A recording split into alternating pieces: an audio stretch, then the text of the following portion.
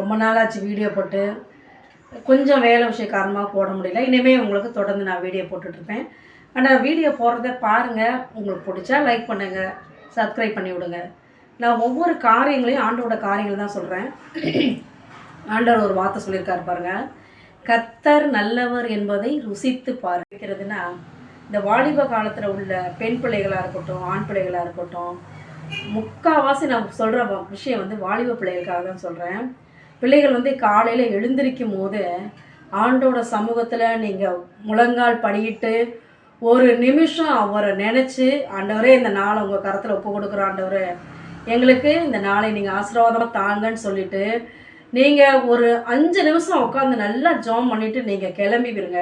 காலேஜுக்கு போகிற பிள்ளைகளாக இருந்தாலும் சரி, ஸ்கூலுக்கு போகிற பிள்ளைகளாக இருந்தாலும் சரி, வேலைக்கு போகிறவங்களா இருந்தாலும் சரி, நீங்கள் போகும்போது உங்களோட போக்கிலும் வரத்திலும் ஆண்டவர் வந்து உங்களுக்கு கூடயே இருப்பார். எப்படியா ஆபத்துக்கள் வந்தாலும் அதை ஒரு செகண்டில் மாற்றிடுவார். நம்ம தேவன் வந்து அப்படியாப்பட்ட ஒரு மகா பெரிய பரிசுத்தம் உள்ள தேவன். அவரை நம்ம நினைக்க நினைக்க தான் நம்மளுடைய வாழ்க்கையில் உயர்வுகள் வந்து கொண்டே இருக்கும். நீங்கள் ஒவ்வொரு நாளும் நீங்கள் ஆண்டவரை நினச்சிக்கிட்டே இருங்க, உங்கள் வாழ்க்கை தராதரம் உயர்ந்து கொண்டே இருக்கும். மற்றவங்க பார்த்து பிரமிக்கத்தக்க வகையில் இருக்கும் உங்களோட உயர்வுகள்.